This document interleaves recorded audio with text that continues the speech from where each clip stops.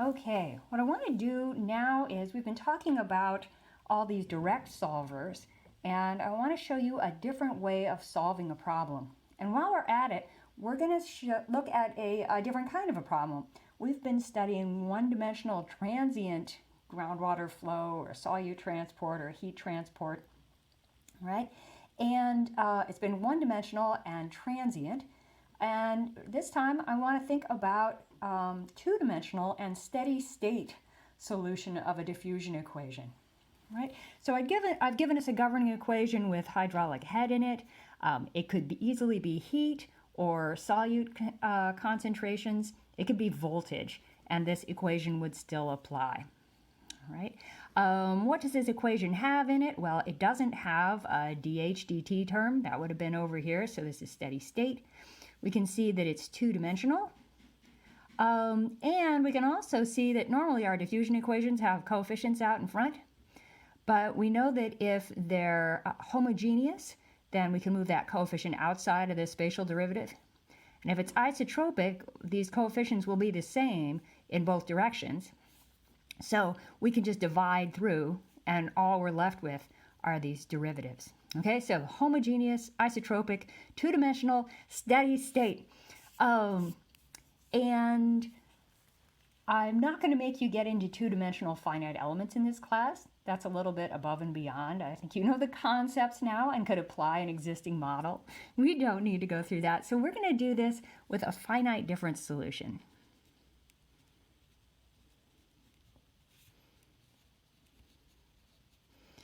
And I've drawn this grid over here so we can start getting a hold of our labeling system.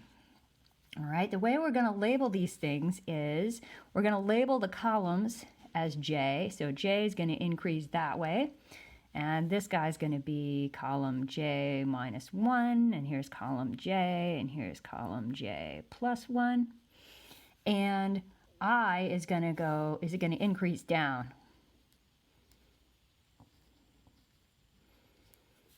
Okay, so this is going to be column I minus 1. And column I, and column I plus 1.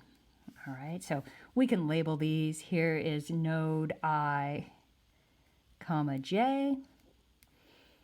And let's see, I minus 1,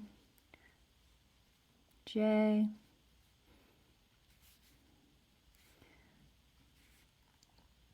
Okay, I, j plus 1.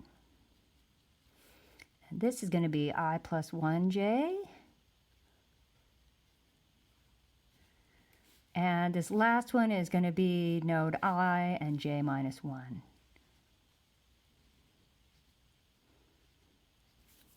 Right, instead of just numbering our nodes 1 through whatever they have, we're going to work with 2 subscripts on each of them.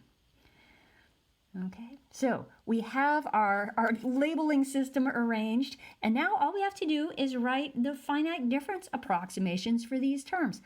And I know from the midterm that all of you know how to approximate this second derivative. Okay, so let's just do that. All right, and let's just write it in 1D really quickly, using the variable we're used to, right? D squared C dx squared equaled, and this is just 1D, it was C at I minus 1 minus 2C at I plus C at I plus 1 over delta x squared, right? Sound familiar? Well, we'll just translate it exactly, that it's exactly the same thing for this. So d squared h dx squared equals h at, and this is the trick, we got to go back and forth with our i's and j's. So I, j minus 1, we're going in the x direction, right? Minus 2h at I, and this is now column J, because we've gone from here to here, plus H at, now we're going to go to the next column over. So we're still in row I, and we're at J plus 1. Okay, over delta x squared. This is just to remind us that that's delta x squared. Okay, and it's going to be exactly the same thing. dy squared equals h, and this time we're going up and down by i's, right? We need to do this vertical derivative. So h at node I minus 1j minus 2h at ij plus h at I plus 1. We've gone down to this node. We're still in column j over delta x squared. Okay, so, oh, sorry, over delta y squared. That's important. Okay, so, we just plug these guys right in here. So we get 0 equals, and then we have our approximation for d squared h dx squared, plus our approximation for d squared h dy squared. But what I want to do is, I want to make delta x and delta y be equal. All right, this is a really nice, simple approach. If you have an absolutely square grid, delta x equals delta y, then we can just combine all these terms really easily. All right, what we get is 1 over delta x squared.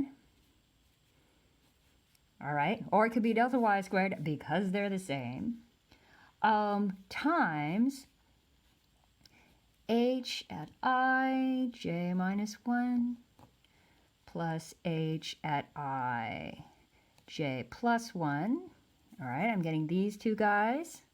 And now I'm going to add these two guys plus h at I minus 1j plus h at I plus 1j. That's a 1. Okay, and then I've got both of these guys to combine. So I get minus 4h at I j. Okay, and that equals 0. So we can just get rid of this term. This goes away. And we wind up with, we move this guy to the other side then and divide through by 4. And what we get is h at node ij equals 1/4 of h at I j minus 1 plus h at I j plus 1 plus h at I minus 1 j plus h at I plus 1 j. Okay, so that is a kind of remarkable thing. It says that when you get to steady state in this grid, the head at any node here is going to be the average of the hydraulic head at the surrounding nodes. And we remember that this is for a specific case, homogeneous, isotropic, steady state. Okay, but that's a really remarkable thing. That means that if you know the boundary conditions of a problem, you can go through and solve it very easily. You just take the average of all these nodes, right? The problem is that you need to know what the head is at these nodes before you can calculate the head at this node.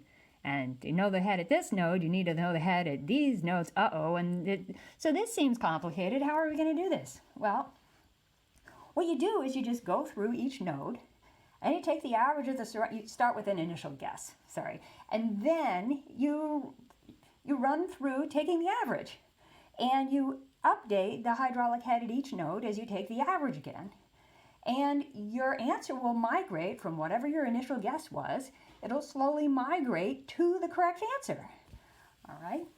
So this is called getting your solution by iteration.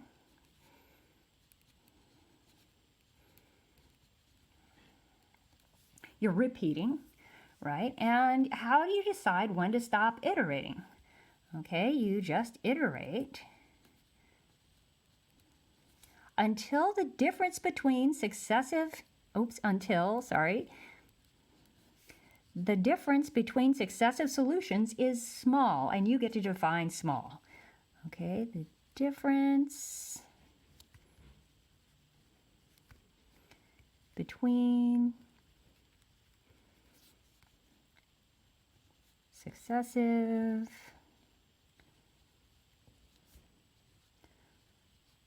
solutions is, and oh, I just said until it's small.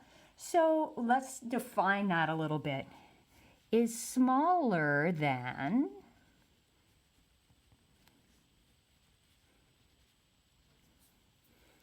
a specified tolerance.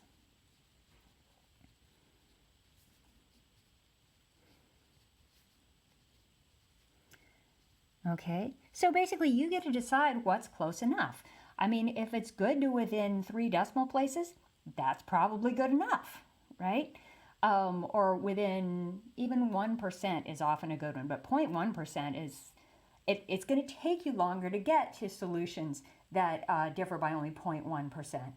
But your solution will be just that much more accurate, all right? But if you use 1%, that's usually pretty good, all right?